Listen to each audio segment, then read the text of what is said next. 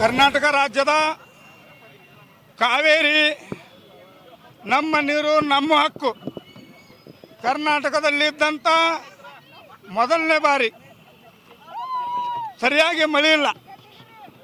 ಕರ್ನಾಟಕ ಒಳಗಡೆ ಯಾವುದು ಉತ್ತರ ಕರ್ನಾಟಕದ ಭಾಗ ಆಗಿರ್ಬೋದು, ದಕ್ಷಿಣ ಕರ್ನಾಟಕದ ಭಾಗ ಆಗಿರ್ಬೋದು, ಅಲ್ಲೇ ಸರಿಯಾಗಿ ಎಲ್ಲೂ ಮಳೆ ಬರ್ತಾ ಇಲ್ಲ. ಮಳೆ ಬರಬೇಕಾದ್ರೆ ಯಾವ ರೀತಿ ಮಳೆ ಇದೆ ಅನ್ನೋದು ನಿಮ್ಗೆ ಗೊತ್ತಿದೆ. ಈಗ ಮಳೆ ಇಲ್ಲಿದ್ದ ಟೈಮ್ದಲ್ಲಿ ಕಾವೇರಿ ನದಿ ಆಗಿರ್ಬೋದು, ಕೃಷ್ಣಾ ನದಿ ಆಗಿರ್ಬೋದು, ಮಹದಾಯಿ ನದಿ ಆಗಿರ್ಬೋದು, ಇವೆಲ್ಲ ಬೇರೆ ರಾಜ್ಯಕ್ಕೆ ಬಿಟ್ಟರೆ ನಮ್ಮ ರಾಜ್ಯ ಒಳಗಡೆ ಕರ್ನಾಟಕ ರಾಜ್ಯಕ್ಕೆ ಅನ್ಯಾಯ ಆಗುತ್ತೆ.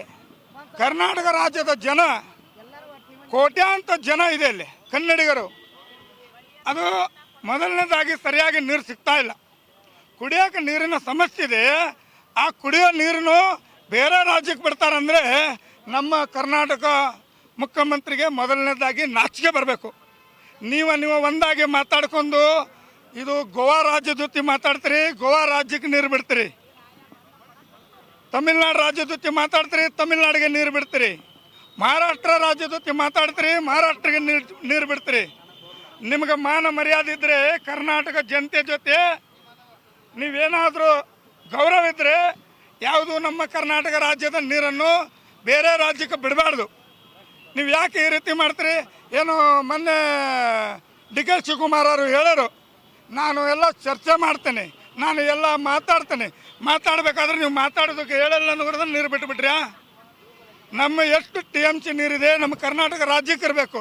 ಕರ್ನಾಟಕದ ರಾಜ್ಯದ ಜನ ಕುಡಿಯೋಕೆ ನೀರು ಇಲ್ಲಿದ್ದು ಸಾಯ್ತಾ ಇದ್ದಾರೆ. ನೋಡಿದರೆ ಮಳೆ ಇಲ್ಲಿದ್ದು ಬರಗಾಲಿದೆ. ಬರಗಾಲ ಟೈಮ್ದಲ್ಲಿ ನೀವು ಕನ್ನಡಿಗರಿಗೆ ಅನ್ಯಾಯ ಮಾಡ್ತೀರಿ, ರೈತರಿಗೆ ಅನ್ಯಾಯ ಮಾಡ್ತೀರಿ. ನಿಮ್ಗೆ ಮಾನ ಮರ್ಯಾದೆ ಇದ್ದರೆ ಕೂಡ ಕರ್ನಾಟಕ ರಾಜ್ಯಕ್ಕೆ ನೀವು ಮುಖ್ಯಮಂತ್ರಿ ಆಗಿದ್ರಲ್ಲ, ಮುಂದಿನ ಮುಖ್ಯಮಂತ್ರಿ ನೀವೇನಾದರೂ ಬರಬೇಕಾದ್ರೆ ಎಲ್ಲ ಕನ್ನಡಿಗರು ರೈತರು ಕೂಡ ಪಾಠವನ್ನು ನಿಮಗೆ ಕಲಿಸ್ಬೇಕಾಗ್ತದೆ ಅಂತ ಕರ್ನಾಟಕ ರಕ್ಷಣಾ ವೇದಿಕೆ ಶಿವರಾಮೇಗೌಡ ಬಂದದಿಂದ ಎಚ್ಚರಿಕೆಯನ್ನು ಕೊಡ್ತಾ ಇದ್ದೀನಿ.